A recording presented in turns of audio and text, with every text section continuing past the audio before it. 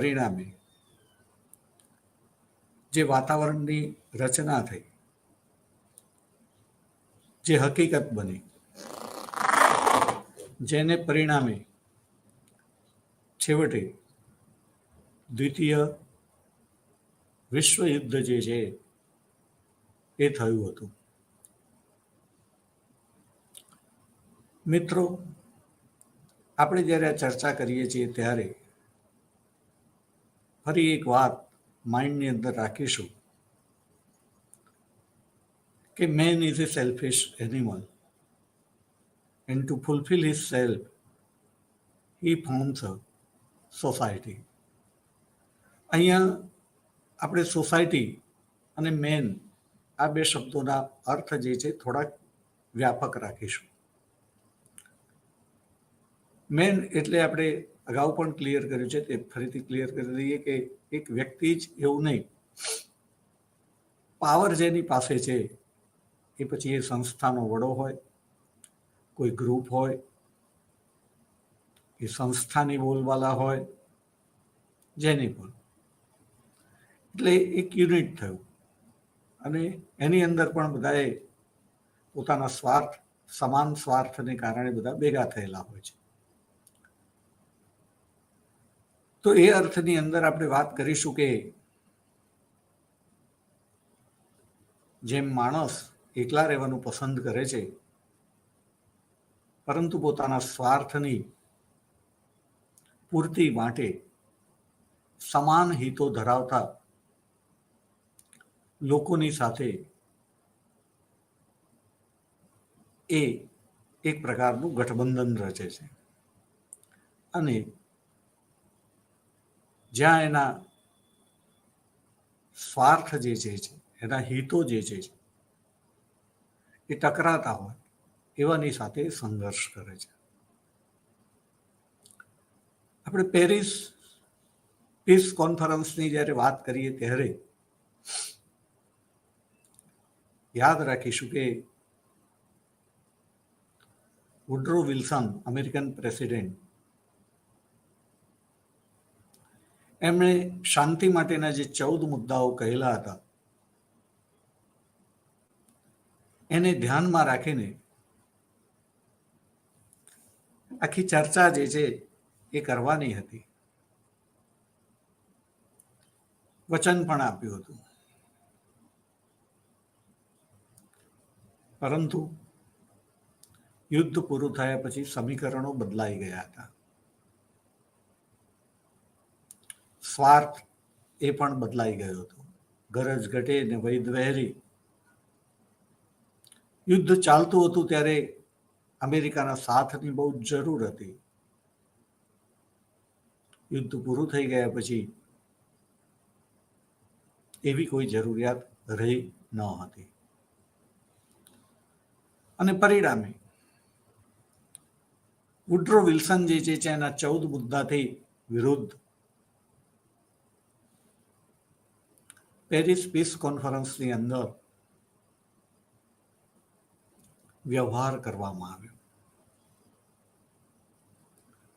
Woodrow વિલ્સનને પણ ખૂબ સંઘર્ષ કરવો પડ્યો અને શક્ય તેટલો એણે 14 મુદ્દાઓને ધ્યાનમાં રાખીને એનો અમલ થાય એની કોશિશ કરી, પણ એને એવી સફળતા મળી ન હતી. તો કેમ નથી મળી? તો આપણે કહ્યું તેમ કે એના પાયાની અંદર સ્વાર્થ એ રહેલો હતો. એટલે જ્યારે આપણે યુનિવર્સિટી લેવલે જ્યારે ચર્ચા કરતા હોઈએ ત્યારે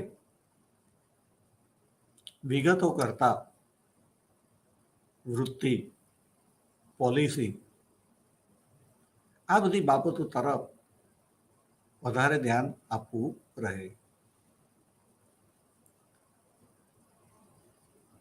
યુદ્ધ પણ પોતાના હિતોને સુરક્ષિત કરવા માટે થયું હતું. યુદ્ધના અંતે જે સંધિ થાય છે ત્યારે પણ દરેક દેશ એ પોતાના હિતોને સુરક્ષિત કરવા માટે પોતાની પૂરી તાકાત લગાડવાનો પ્રયાસ કરે છે અને એમાં દરેક જણ મેન દરેક માણસ સ્વાર્થી છે, પણ જિસકી લાઠી ઉસકી ભેંસ, માઇટ ઇઝ રાઇટ. અને એ પ્રમાણે આ કોન્ફરન્સની અંદર બધાએ સાથે મળીને નિર્ણયો કરવાના હતા. એ નિર્ણયો થયા ન થયા.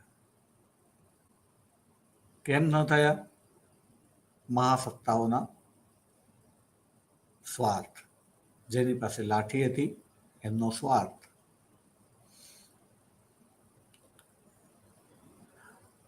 અહીંયા આપણે ચર્ચા કરીએ ત્યારે આપણા મગજમાં એક વાત એ પણ આપણે યાદ રાખીશું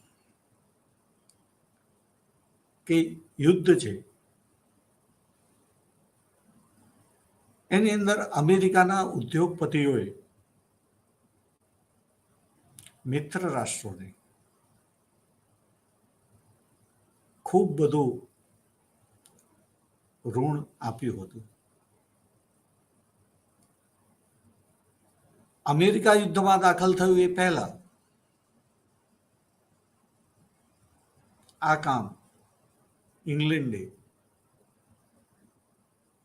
પોતાના સાથી દેશોને માટે કર્યું હતું અને ખૂબ મોટી રકમ ઇંગ્લેન્ડે પોતાના સાથી દેશોને ઋણ તરીકે આપેલી હતી. પરંતુ અમેરિકા યુદ્ધમાં દાખલ થયું ત્યાં સુધીમાં ઇંગ્લેન્ડની સ્થિતિ પણ બગડી હતી. એને પણ ઋણની જરૂર હતી અને યુદ્ધ પૂરું થયું ત્યાં સુધીમાં એવું કહેવાય કે જેટલું ઋણ ઇંગ્લેન્ડે પોતાના સાથી રાષ્ટ્રોને આપ્યું હતું એટલું જ ઋણ એણે અમેરિકા પાસેથી લીધું હતું.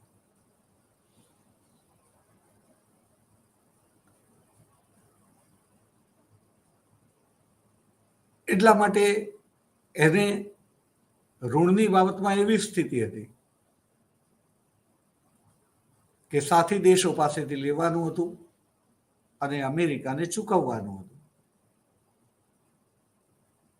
એટલે ઋણની બાબતમાં ઇંગ્લેન્ડની નીતિ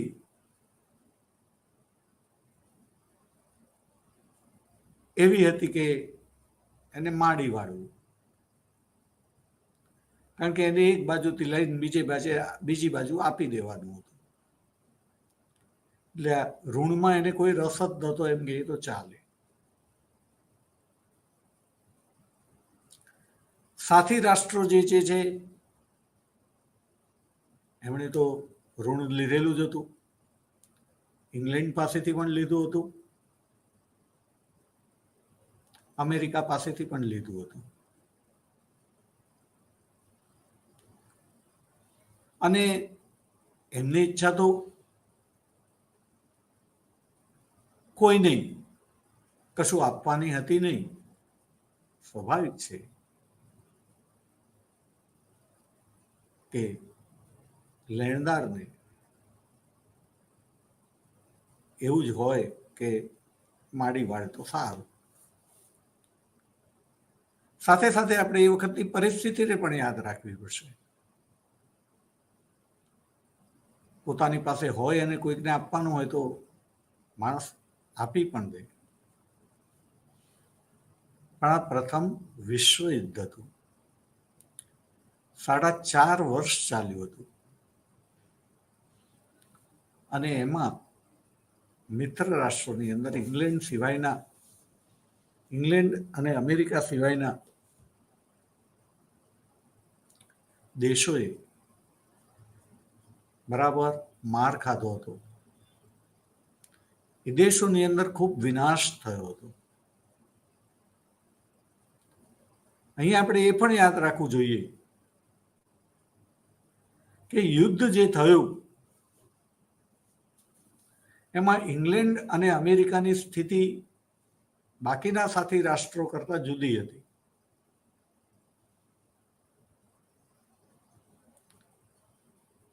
ઇંગ્લેન્ડની સુરક્ષા તોડીને ઇંગ્લેન્ડની અંદર પ્રવેશીને વિનાશ કરવાનો જર્મનીએ બહુ પ્રયત્ન કર્યો. પણ ઇંગ્લેન્ડ કે જે સમુદ્રની રાણી કહેવાતું હતું, દરિયાની રાણી કહેવાતું હતું, એનું સુરક્ષા કવચ તોડવામાં જર્મનીને ન તો પ્રથમ વિશ્વયુદ્ધમાં ન તો દ્વિતીય વિશ્વયુદ્ધમાં સફળતા મળેલી હતી. એટેક બહુ જોરદાર હતો. ઇંગ્લેન્ડ પણ પડું થઈ રહ્યું હતું, પણ પડ્યું ન હતું. કહેવાનો ભાવાર્થ એ છે કે ઇંગ્લેન્ડની સરહદ ઉપર યુદ્ધ હતું, પણ એના નાગરિક વિસ્તારો જે છે ત્યાં યુદ્ધ નહોતું પહોંચ્યું. જ્યારે ફ્રાન્સ જેવા દેશોમાં કે બીજા એવા દેશોમાં યુદ્ધ શેરીઓમાં પહોંચી ગયું હતું. ધરી રાષ્ટ્રોએ એ દેશોની જાહેર ઇમારતો, રસ્તાઓ, પુલો, હોસ્પિટલો, શાળા, કોલેજ, પુસ્તકાલયો આ બધાનો જાણી જોઈને બહુ ખરાબ રીતે વિનાશ કર્યો હતો.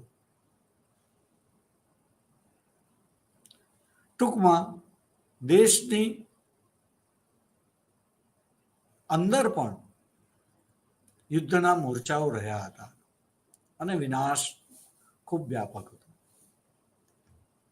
જે ઇંગ્લેન્ડમાં ન હતું. ઇંગ્લેન્ડમાં સરહદ સુધી જ યુદ્ધ હતું. અમેરિકા, એની તો વાત એનાથી જ જુદી હતી. એમ કહીએ કે એની તો સરહદ ઉપર પણ યુદ્ધ ન હતું.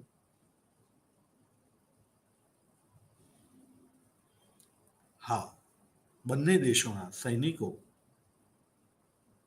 યુદ્ધમાં મરાયા હતા.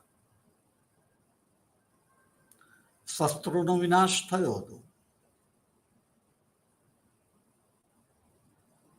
પણ જનજીવન એમાં અમેરિકાનું તો બહુ જ ઓછું ડિસ્ટર્બ થયું હતું. ઇંગ્લેન્ડની અંદર પરિસ્થિતિ જુદી હતી કે એના જે કારખાનાઓ, ભલે યુદ્ધ શહેરમાં નહોતું ગયું, પણ એના કારખાનાઓ જે પહેલા જીવન જરૂરિયાતની ચીજ વસ્તુનું ઉત્પાદન કરતા હતા, એમાંથી ઘણા બધા કારખાનાઓ હવે યુદ્ધની સામગ્રીનું ઉત્પાદન કરતા હતા.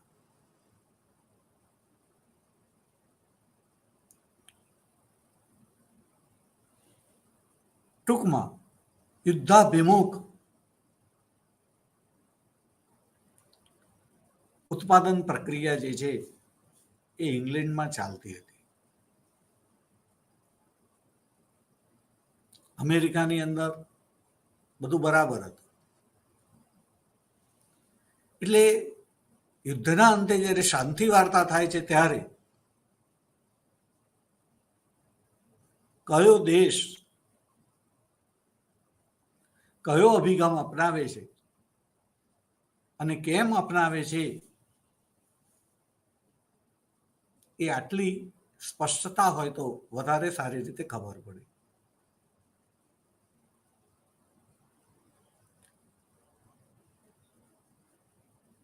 દર્દ એવી વસ્તુ છે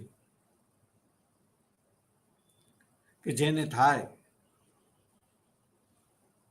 એને જ ખબર પડે, બીજાને ખબર ન પડે. આપણું કોઈ સ્વજન પણ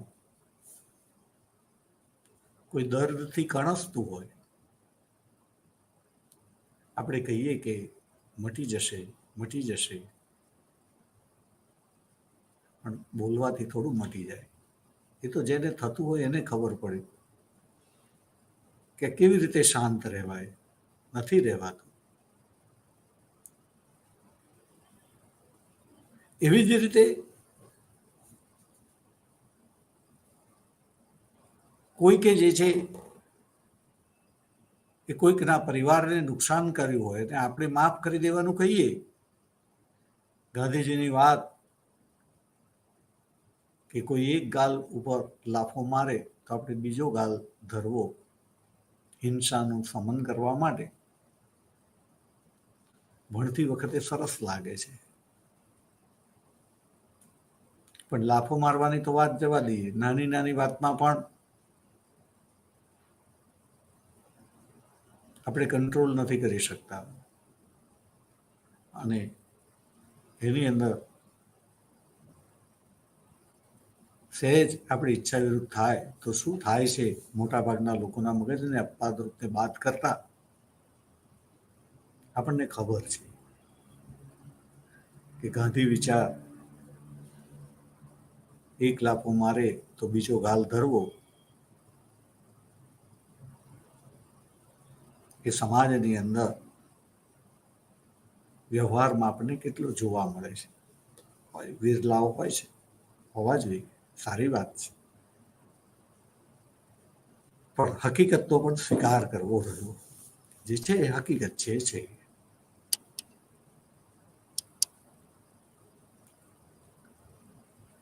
પાકિસ્તાનને આપણે બહુ જ સાચવીએ છીએ. આપણે એમના કરતા શક્તિશાળી હોવા છતાં પણ ક્ષમા વિરસ્ય ભૂષણમ, શાંતિની વાતો કરીએ છીએ, ભાઈ ભાઈની વાતો કરીએ છીએ. કેટલા વર્ષો થઈ ગયા,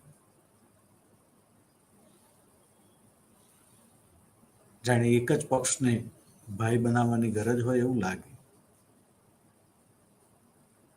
એટલે કે ગાંધીજીની વાત ચોક્કસ સારી છે, મને ગમે, પણ વ્યવહારની અંદર પણ આપણે જોવું જોઈએ કે એમાં કેટલી સફળતા મળે છે.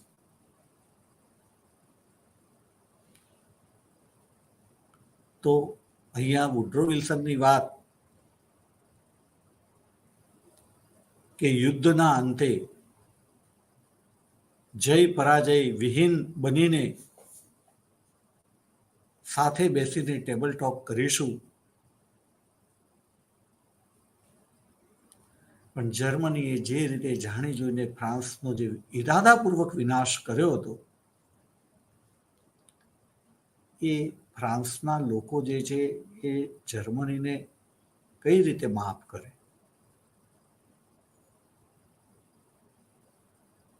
ફ્રાન્સના લોકોને જર્મનીનો ખૂબ ડર લાગતો હતો. ફ્રાન્કો પ્રશિયા યુદ્ધ 1870માં પણ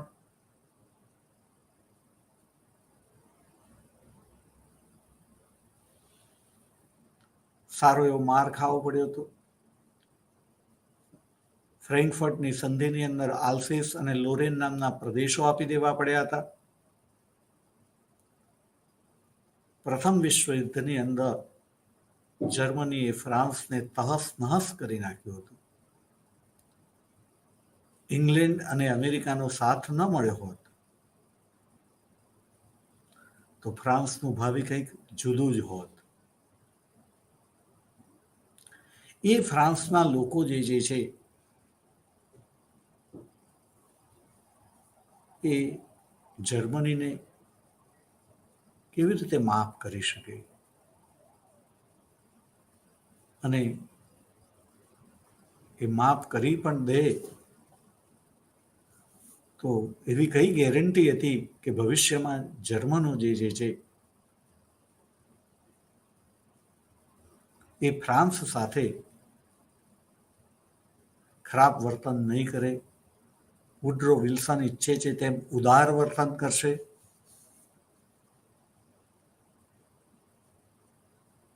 કોઈ ગેરંટી? આપણે ચર્ચા કરીશું બ્રેસ્ટ લિટોવસ્કની સંધિ અને એની અંદર જર્મનીનો અભિગમ રશિયા પરત્વે, ત્યારે ખબર પડશે કે એ સમયનું વાતાવરણ કેવું હતું, દેશોના વડાઓની માનસિકતા કેવી હતી.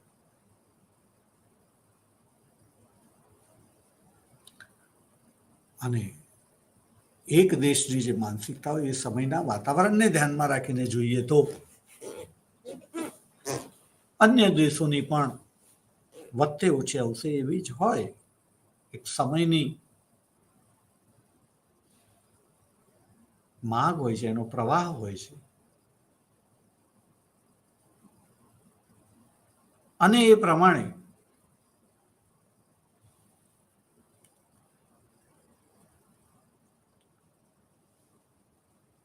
ફ્રાન્સ છે એને વર્તન કરવું હોય તો પણ એ કરી શકે ખરું. ટૂંકમાં ફ્રાન્સ જે છે એની સુરક્ષાની રીતે વાતો કરે છે સંધિની અંદર. આ બધાના સંદર્ભની અંદર વિશેષ ચર્ચા જે છે એ ફરી વાર કરીશું, પણ અત્યારે તો આપણે પેરિસ શાંતિ સંધિની વાત કરવી છે કે પેરિસ શાંતિ સંધિની અંદર આ ભૂમિકાને ધ્યાનમાં રાખીને આપણે એટલું કહીશું કે ઇંગ્લેન્ડ ફ્રાન્સ એની બોલબાલા રહી હતી આખી ચર્ચામાં, એમનું ધાર્યું થયું હતું અને એમણે પોતાના હિતો સુરક્ષિત કરવાનો પ્રયત્ન કર્યો હતો. અહીંયા યાદ રાખીશું કે બ્રિટન અને ફ્રાન્સના હિતો યુદ્ધ સમયે સમાન હતા, પણ યુદ્ધ પૂરું થતાની સાથે બદલાઈ ગયા હતા. બંનેનો સ્વાર્થ જુદો જુદો હતો અને પરિણામે બંનેના રસ્તા એક ન હતા. એ આપણે બરાબર યાદ રાખીશું. છતાં ક્યારે મજબૂરીને કારણે પણ કેટલાક નિર્ણયો એ દેશોને નહોતા લેવા, છતાં એમણે લીધા હતા, એમાં સહકાર આપ્યો હતો.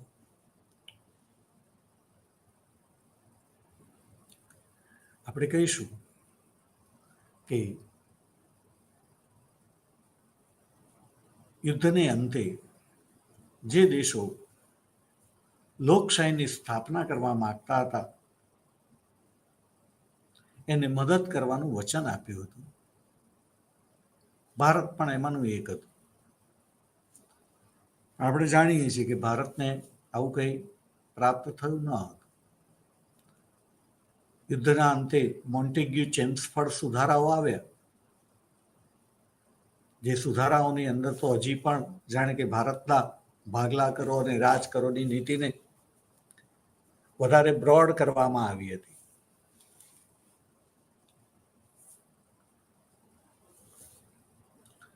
પણ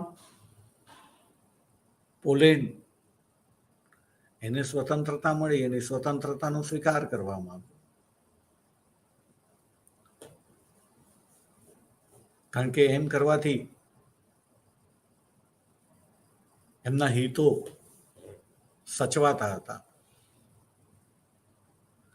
આવી જ રીતે ચેકોસ્લોવેકિયા, યુગોસ્લોવિયાનું નિર્માણ કરવામાં આવ્યું, બેલ્જિયમ ની રચના કરવામાં આવી, જર્મનીની ફરતે બફર સ્ટેટ્સ જે છે રચવામાં આવ્યા હતા, જેમને સ્વતંત્રતા પણ મળી હતી, ત્યાં લોકશાહી પણ હતી. તો આપણે જોઈએ છીએ કે જ્યાં સ્વાર્થ હતો ત્યાં વચનો પાળવામાં આવ્યા, પણ જ્યાં સ્વાર્થ અથવા તો આર્થિક હિતોને નુકસાન થતું હતું, જેમ કે એ જ વચન ભારતમાં પાળવા જાય તો અને પરિણામે ભારતમાં એ વચન પાળવામાં ના આવ્યું.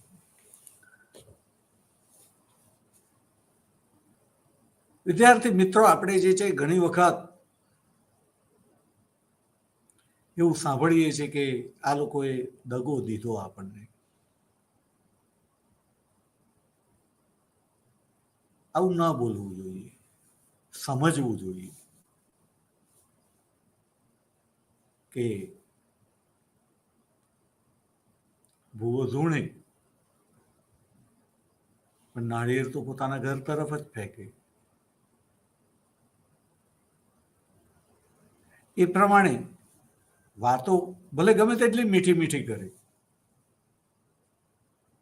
એમની કોઈ પણ નીતિ જે છે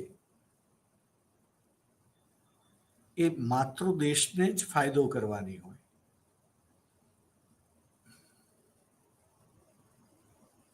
અને માટે આપણે જો એમની પાસેથી એવી આશા રાખીએ કે એ લોકો તો આપણું ભલું કરવા આવ્યા હતા, વ્હાઇટ મેન્સ બર્ડન પ્રમાણે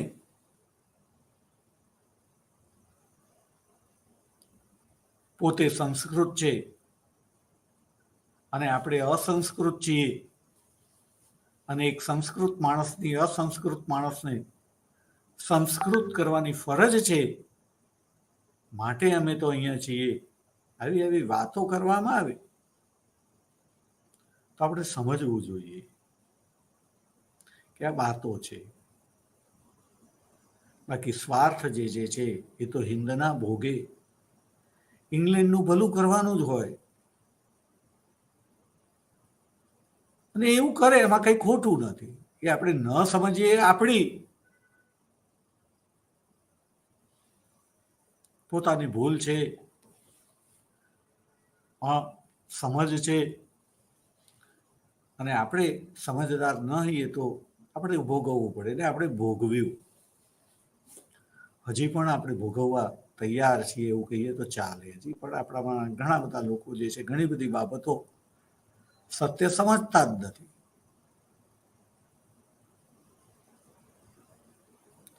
અને તમે સત્યને ન સમજો તો માર ખાવો પડે. સામેનાને દોષ ન દેવાય, તમારું અજ્ઞાન છે, તમે અણસમજ છો, તો તમારી સાથે એવું થાય જ. પરિણામે તો આપણે ત્યાં બહુ બધા લોકોને આપણું જેમને કારણે અહિત થયું હોય, અહિત એટલે સ્વાર્થના સંદર્ભમાં આપણે કહ્યું કે main is a selfish animal, તો એ અહીંયા જે છે એમનું જ કલ્યાણ કરવા આવ્યા હોય ને. આપણને એટલી સમજ પડવી જોઈએ કે આજની તારીખમાં આપણી સાથે રહેતો કોઈ વ્યક્તિ, એ આપણો ભાઈ હોય, ભત્રીજો હોય, ભાણીઓ હોય, પડોશી હોય, એ આજે જે છે વિદેશ જાય છે, 6 મહિના 12 મહિના પછી પાછા આવે તો જાણે કે એનું વાતાવરણ ફાવતું નથી. તો આપણા મગજમાં રહેવું જોઈએ કે એ સમયના લોકો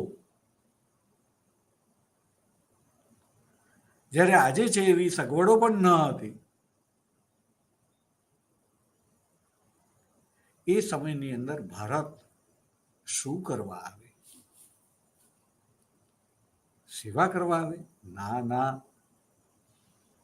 મેવા ખાવા આવે. અહીંયા ઈસ્ટ ઇન્ડિયા કંપનીના કર્મચારીઓ હોય કે ત્યાર પછી 1858 પછી તાજનું શાસન હોય અને એની અંદર જે લોકો કામ કરવા આવતા હતા, એ લોકોને અહીંયા ખૂબ તકલીફ પડતી હતી. નથી આજના જેવી હોટલો, નહોતું આજની જેમ મિનરલ વોટર મળતું, વાતાવરણ એમને માફક નહોતું આવતું. હું નાનો હતો ને ક્રિકેટની અંદર જે છે વિદેશથી ટીમો આવતી હતી, ત્યારે મેં મારી નજરે જોયેલું છે કે વિદેશી ખેલાડીઓને આપણું પાણી પણ માફક નહોતું આવતું, અને એ લોકો જે છે એ સોડાથી કેવાથી કોગળા કરતા હતા, મોઢું ધોતા હતા. આપણું પાણી પણ એમને માફક નહોતું આવતું. તો એ તો એ વખતે મળતું હતું. પણ જ્યારે આપણે જે છે એ ભારતમાં બ્રિટિશ શાસનની વાત કરીએ છીએ, ઈસ્ટ ઇન્ડિયા કંપનીના શાસનની વાત કરીએ છીએ, ત્યાં તો એ પણ ન હતું. કેટલી બધી અગવડોની અંદર જે છે અહીંયા આવીને રહેવું, જીવવું એ સરળ ન હતું, ને છતાં એ લોકો આવતા હતા. શેના માટે? કે અહીંયા જે છે એમને જે છે પગાર સારા મળતા હતા. આપણા લોકો પણ આજે દર તમારા જે છે 10 ઘરના અંતરે જાઓ તો એકાદ જણ તમને વિદેશમાં જોવા મળે, પણ ક્યાં જોવા મળે છે? તમે પૂછો તો કહે છે કે અમારો દીકરો અમેરિકા છે, કેનેડા છે, ઓસ્ટ્રેલિયા છે. કોઈ એવું નથી કહેતું કે અમારો દીકરો ઇથોપિયામાં છે, શ્રીલંકામાં છે, બાંગ્લાદેશમાં છે. કેમ? આપણા લોકો પણ જ્યાં જાય છે ત્યાં કંઈક લેવા જાય છે, આપવા નથી જતા. એ બે લોકો પણ અહીંયા આવ્યા હતા તો લેવા આવ્યા હતા, કે આપવા નતા આવે. એ આપણે સમજવું જોઈએ. વાતો ભલે ગમે તે કરે, ન સમજીએ તે આપણી ભૂલ છે. એમ અહીંયા જેને કહીએ કે પેરિસ શાંતિ સંધિ વખતે દરેક દેશોએ પોતાના હિતોને સુરક્ષિત કરવાનો પ્રયત્ન કર્યો, પરંતુ દરેકની પાસે તો લાઠી હતી નહીં. આપણે કહ્યું કે માઇટ ઇઝ રાઇટ. આ સંધિની અંદર આપણે કહ્યું કે શરૂઆતમાં 5 દેશો, પછી 4 અને પછી 3, અને એમાં પણ 2 દેશો છેવટે ઇંગ્લેન્ડ અને ફ્રાન્સનું જ ધાર્યું થયું હતું. જાણે કે આ સંધિ જ એમના હિતોને સુરક્ષિત કરવા માટે થઈ હતી, એમ કહીએ તો ચાલશે.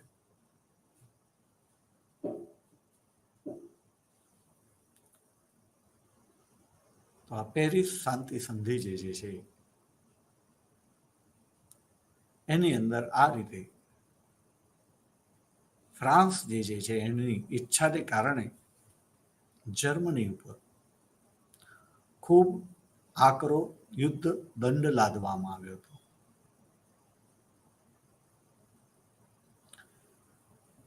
એ સંધિની શરતો ઉપર સહી કરવા માટે પણ જર્મન પ્રતિનિધિઓને પેરિસના વર્સાઈ મહેલની અંદર કે વર્સેલ્સના મહેલની અંદર બોલાવવામાં આવ્યા હતા.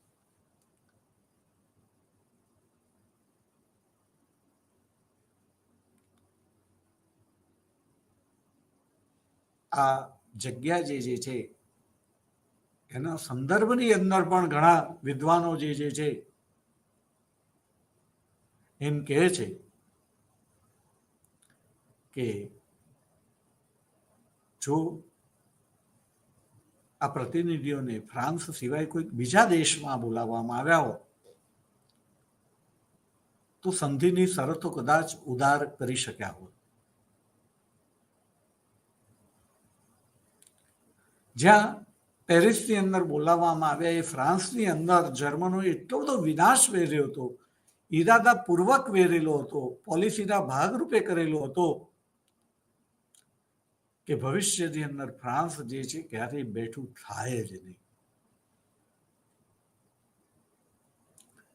ફ્રાન્સની અંદર યુદ્ધને કારણે ઘરની અંદર પીડા હતી. પીડાના પ્રકાર જુદા જુદા હતા, પણ પીડા પુષ્કળ હતી. ઘણા ઘરની અંદર જે છે કોઈ કમાનાર નહોતું રહ્યું. સ્ત્રીઓને ફરજિયાત અનિચ્છાએ પણ ઘરની બહાર જઈને કમાવા જવાનું હતું.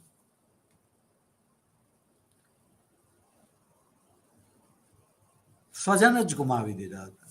ઘણાને સ્વજન હતા, પણ યુદ્ધની અંદર જે અપંગતા વરેલી હતી એ સતત નજર સામે રોજ દેખાતી હતી કે આ અપંગતા જર્મનીએ આપી. એને જોઈને જ લોકો જર્મની ઉપર જે નફરત કરતા હતા, સાથે સાથે 4.5 વર્ષ જે યુદ્ધ ચાલ્યું એ દરમિયાન એમને ઘરમાં પુરાઈ રહીને જે જિંદગી જીવવી પડી હતી, જે ભયના ઓથાર નીચે 4.5 વર્ષ જે ગુજાર્યા હતા, એ કેવી રીતે ગુજાર્યા હતા એ જિંદગીની પણ આપણે જો જાણકારી પ્રાપ્ત કરીએ તો કમકમા આવી જાય. આપણે ત્યાં કોરોના કાળ આવ્યો, એક થોડોક સમય માટે પણ આપણે ઘરમાં પુરાઈ રહેવું પડ્યું. આપણી કેવી હાલત થઈ ગઈ હતી એ આપણને ખબર છે. યુદ્ધ ન હતું, તમે છુપાઈને બહાર નીકળતા હતા, બાલ્કનીમાં આવી શકતા હતા, ધાબે જઈ શકતા હતા. યુદ્ધમાં તો આ પણ બધો પ્રતિબંધ હતો, બહાર ન નીકળાય. એવા સંજોગોની અંદર જે છે એ ફ્રાન્સના લોકો એ 4.5 વર્ષની યાતના ભૂલીને જર્મનોને માફ કરી દે. જર્મની પ્રત્યે ભયંકર ધૃણા હતી અને માટે જે છે કેટલાક વિદ્વાનો એમ કહે છે કે આ સંધિની શરતો માટે જે પ્રતિનિધિઓને વર્સેલ્સ બોલાવવામાં આવ્યા, એની જગ્યાએ કોઈ બીજું સ્થળ પસંદ કરવાની જરૂર હતી. પણ સાથે સાથે ફ્રાન્સના લોકો પણ એવું ઈચ્છતા હતા કે ના, એમને અહીંયા ફ્રાન્સમાં બોલાવવામાં આવે, એમને નમાવવામાં આવે, અમારી નજરો સમક્ષ જે છે એમને સંધિની શરતો પર સહી કરાવવામાં આવે, તો એમને કંઈક વિજય જેવું લાગે, બદલો મેળવ્યો હોય એવું લાગે. ટૂંકમાં ફ્રાન્સની બહાર અશાંતિ વાર્તા કરવી એ અંગે પણ જુદા જુદા વિદ્વાનો કેટલાકની દ્રષ્ટિએ એ જરૂરી હતું, જ્યારે કેટલાકની દ્રષ્ટિએ એ શક્ય ન હતું. પણ આપણે તો જે છે જ્યારે ચર્ચા કરીએ ત્યારે બેકગ્રાઉન્ડની અંદર જે છે આ બધી વાત આપણને ધ્યાનમાં રહેવી જોઈએ. શા માટે સંધિની શરતો આવી થઈ? મેં કહ્યું છે કે માણસ કશું કરતો નથી, એનામાં કશું કરવાની શક્તિ પણ નથી. એ ફક્ત ને ફક્ત પ્રત્યાઘાત આપે છે. એની સમક્ષ વર્તમાનમાં જે પરિસ્થિતિ હોય છે એને ધ્યાનમાં રાખીને એનો જે ભૂતકાળ છે, એના કારણે જે સાંભળેલું છે, એની આંખે જે જોયું છે, અનુભવ્યું છે, એ બધાને સિંક્રોનાઇઝ કરીને એ પોતે એક પ્રત્યાઘાત આપે છે. અને દરેક વ્યક્તિએ આ અનુભવ જુદો હોવાથી વ્યક્તિએ દેશે દરેકનો પ્રત્યાઘાત જુદો આવશે, સમાન નહીં આવે. પણ એ જે છે ફક્ત ને ફક્ત પ્રત્યાઘાત છે, એમાં બુદ્ધિ નથી એમ કહીએ તો ચાલે, પ્રત્યાઘાત છે. ત્યારે ફ્રાન્સ તરફથી જે છે પેરિસ શાંતિ સંધિની અંદર જે પ્રત્યાઘાત આવ્યો, અને આવે તે સ્વાભાવિક હતું.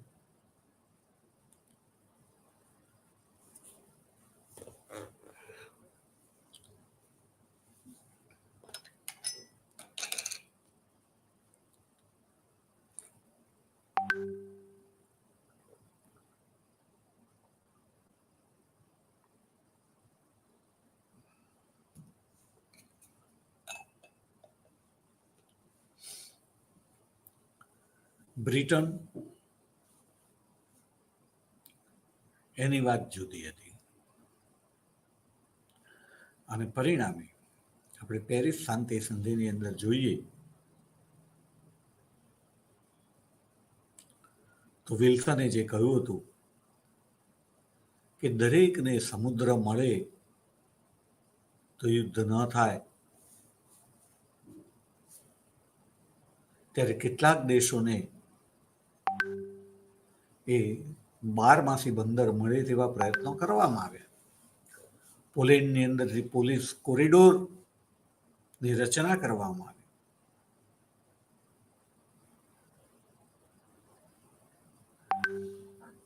એવી જ રીતે દરેક દેશોના સમુદ્ર જે છે એ કિનારાથી અમુક કિલોમીટરને બાદ કરતા દુનિયાના દરેક દેશો માટે ખુલ્લા મૂકવાના હતા. સંધિની શરતો જે છે એ ગુપ્ત રાખવાની ન હતી, ખાનગી નથી રાખવાની, એટલે જાહેર કરવાની હતી.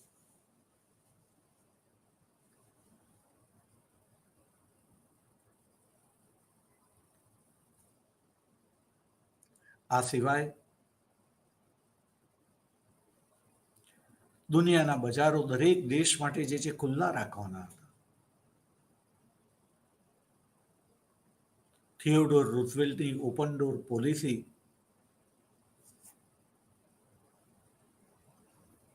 નિશસ્ત્રીકરણ કરવાનું હતું. 14 મુદ્દાઓને ધ્યાનમાં રાખીને બધાએ કરવાનું હતું.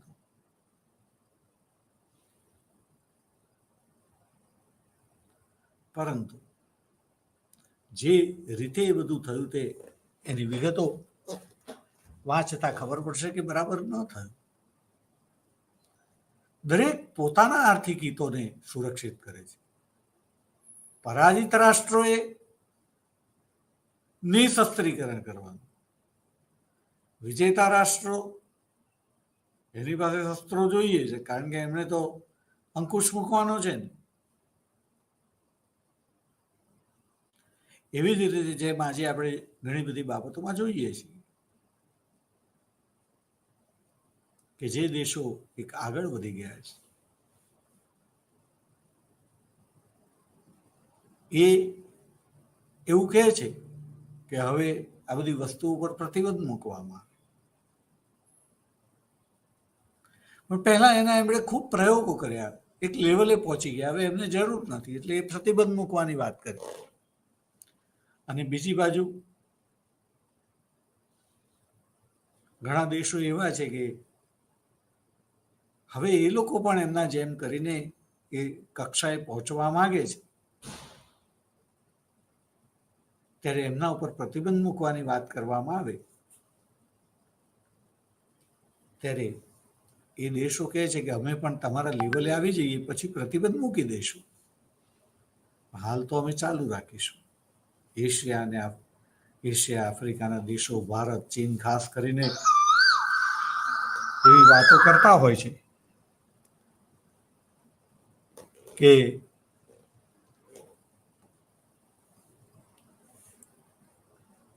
ઘણી બધી વસ્તુઓમાં પ્રતિબંધ મૂકવાની આવે ત્યારે કહે છે કે ના, અમે નહીં કરીએ.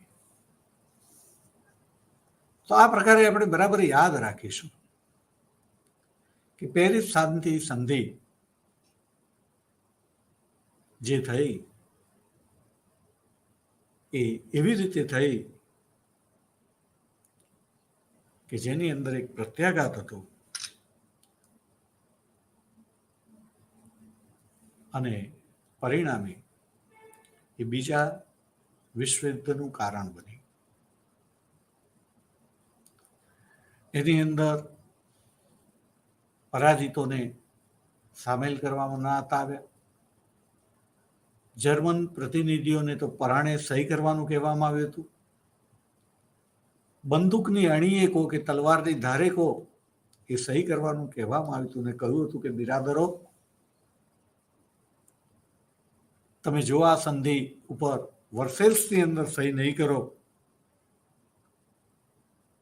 તો તમે આ સહી બર્લિનમાં કરવી પડશે. એટલે કે તમને એમ લાગતું હોય કે અમે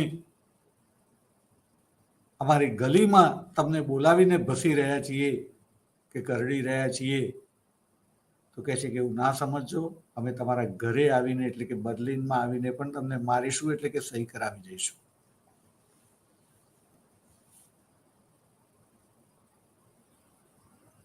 એવું નથી કે કૂતરું એના મોહલ્લામાં જ ભસે.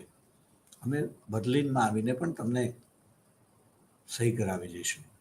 તમારે કરવી જ પડશે, અને ન કરવી હોય તો યુદ્ધ માટે તૈયાર થઈ જાઓ. મિત્રો, આપણે બરાબર ધ્યાનમાં રાખવું જોઈએ કે માણસ અને મશીનમાં ફરક છે. મશીનને ફરીથી સ્ટાર્ટ કરી શકાય છે. માણસ એને કંઈ પણ એની પાસેથી કાર્ય લેતા પહેલા એને માનસિક રીતે તૈયાર કરવો પડે છે. અને યુદ્ધની અંદર વિજય એક નશો હોય છે. જે રીતે શરૂઆતની અંદર જર્મન સૈનિકો ઉપરા છાપરી એક પછી એક વિજયો પ્રાપ્ત કરતા જતા હતા, એમ એમ એમને વિજયનો નશો ચડતો હતો.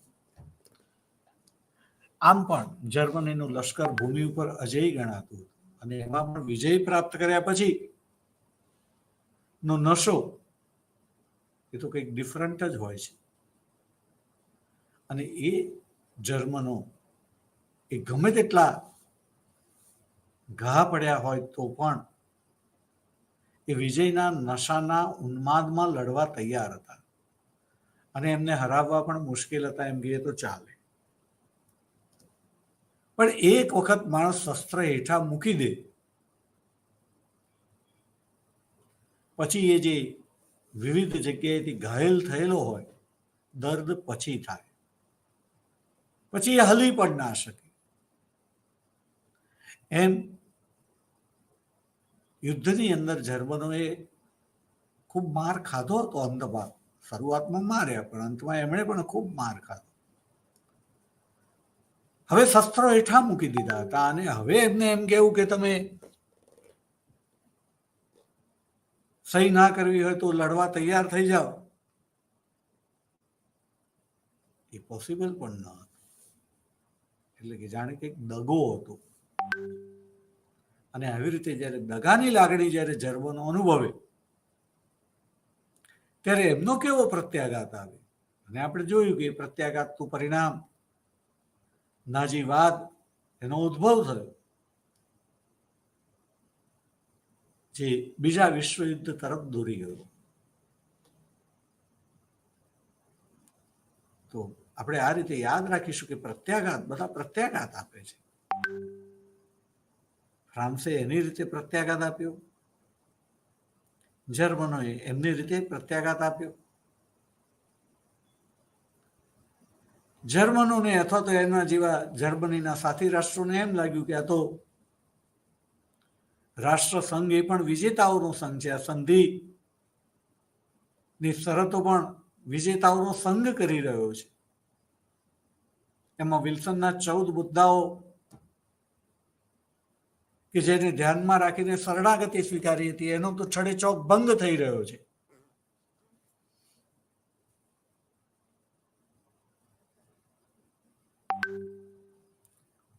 કેવી રીતે ચાલે?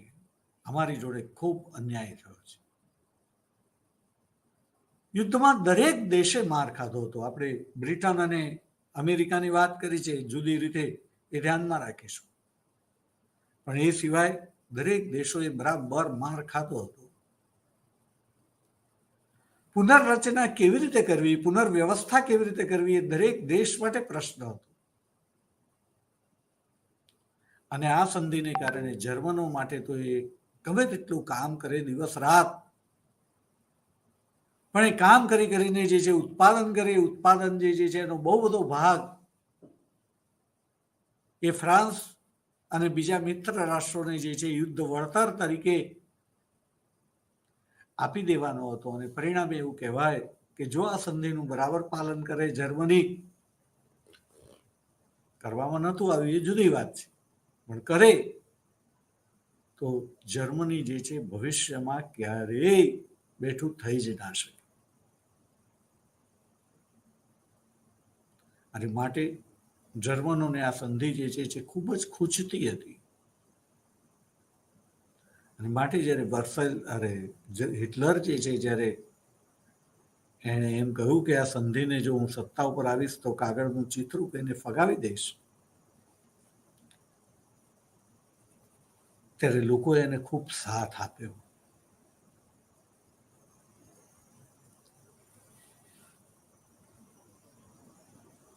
તો જર્મનીની રીતે વાત કરી. વિજેતા દેશોના માટે, ખાસ કરીને ફ્રાન્સ અને બ્રિટનને માટે, આ પેરિસ શાંતિ સંધિ જુદા જુદા દેશો સાથે જે કરેલી હતી, વર્સેલ્સની સંધિ, સેન્ટ જર્મનની સંધિ, સેવરેની સંધિ, ન્યૂ ઇલીની સંધિ, લોસેનની સંધિ વગેરે વગેરે, આ સંધિઓનું વ્યવહારમાં પાલન કરાવવા માટે જ જાણે કે રાષ્ટ્રસંઘની રચના કરેલી હતી.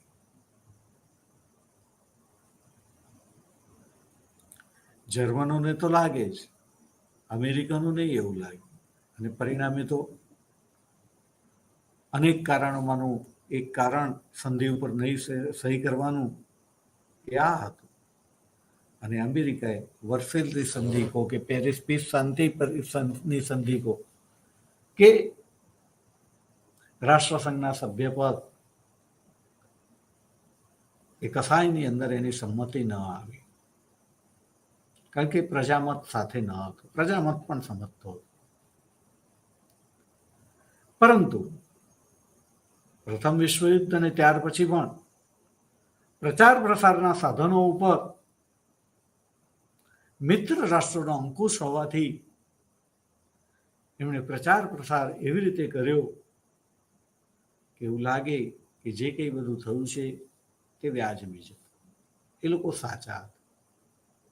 ઇતિહાસ પણ એવી રીતે લખાય. દરબારી ઇતિહાસકારો, સ્વતંત્ર ઇતિહાસકારો કોઈ પણ જમાનાની અંદર બહુ ઓછા રહ્યા છે. લખ્યું હોય તો પ્રકાશિત ન થયું.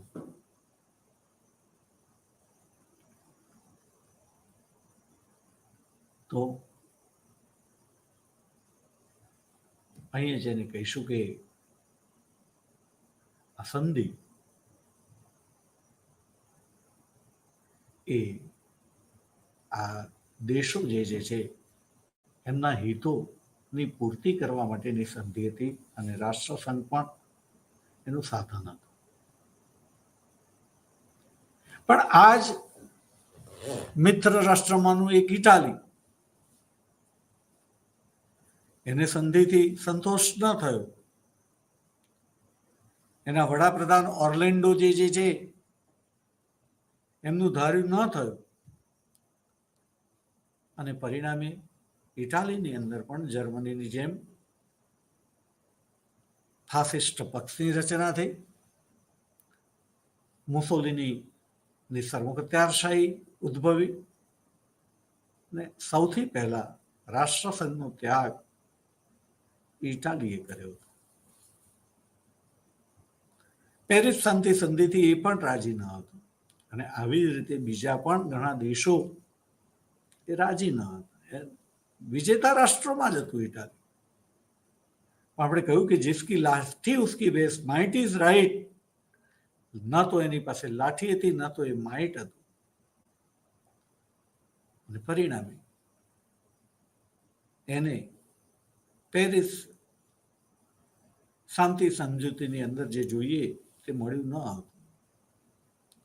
બીજી બાજુ રશિયા જે છે એમાં ક્રાંતિ થઈ હોવા છતાં એના જે પ્રદેશો જે છે એને ગુમાવ્યા હતા એને પરત મળ્યા હતા. બહુ સમજવા જેવી વાત છે. કેમ પરત મળ્યા એની ચર્ચા આપણે ફરીવાર ક્યારેક જે છે કરીશું. પણ યાદ રાખીશું કે રશિયા અને એના પ્રદેશો જે છે પરત મળ્યા હતા.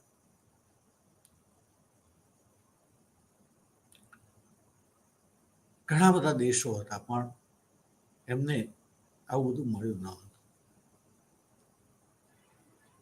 તો પેરિસ પીસ કોન્ફરન્સ ખૂબ અગત્યની છે. એની ચર્ચા જે છે સમયને ધ્યાનમાં રાખીને આપણે કરી, અને ચર્ચા સમયને ધ્યાનમાં રાખીને જ કરાય. આજના સમયને ધ્યાનમાં રાખીને ચર્ચા ન થાય. આપણે સમયમાં પહોંચી જવું પડે.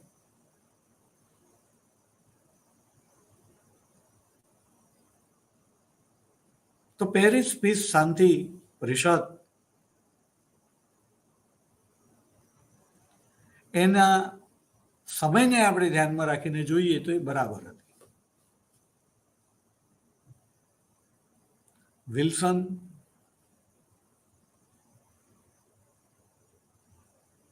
એ એની જગ્યાએ બરાબર હતું, પણ એને રિસ્પોન્સ ન મળ્યો. પણ તેમ છતાં એને જે વાત મૂકી દીધી તે બહુ મહત્વની હતી કે જો તમારે શાંતિ જોઈતી હોય,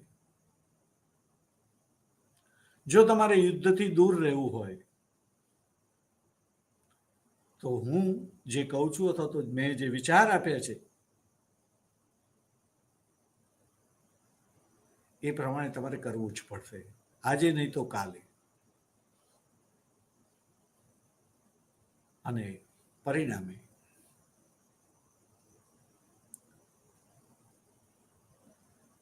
પેરિસ પીસ શાંતિ સંધિ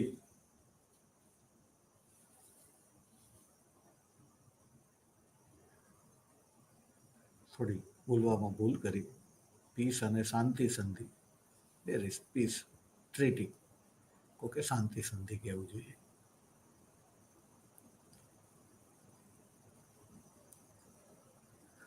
તો એ થઈ તો ખરી, પરંતુ એની પાસેથી જે અપેક્ષા રાખવામાં આવી હતી એ નિષ્ફળ ગઈ.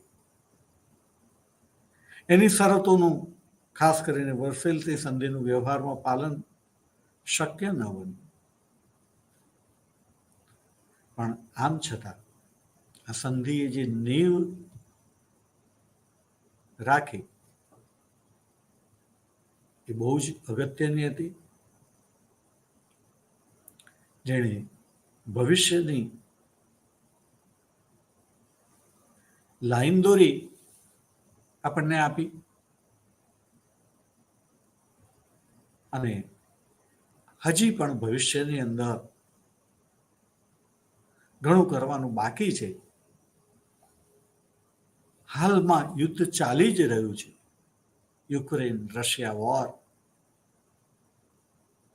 પરંતુ આપણે જે જોઈએ છીએ કે માનવ જાતને, નિર્દોષ માનવને એવું લાગે છે કે જાણે યુએન અસ્તિત્વ ધરાવે છે કે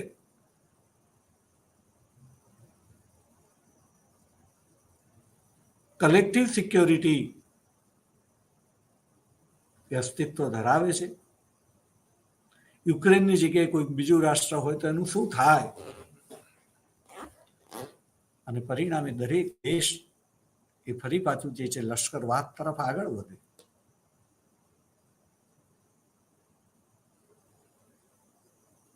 આ બહુ સમજવાની વાત છે. અને આજે પણ આપણે કહેવું પડે કે જાણે નીતિઓનું ઘડતર થતું હોય ત્યારે માઇટ ઇઝ રાઇટ જ દેખાય. જે વ્યાપક હિતમાં જે નિર્ણયો લેવાવા જોઈએ તે વાતોમાં તો કદાચ પુરવાર કરી પણ દેવામાં આવે, કારણ કે માણસ બુદ્ધિશાળી છે. ગમે તેમ કરીને હું સાચો છું તેવું પુરવાર કરી દે, પણ હકીકત જેને જે તે વિષયનું વિશેષ જ્ઞાન છે તે સમજે છે. આપ પણ હોશિયાર છો. આજે અહીંયા આપણે અટકીશું. જય હિન્દ, નમસ્તે, ભારત માતા કી જય.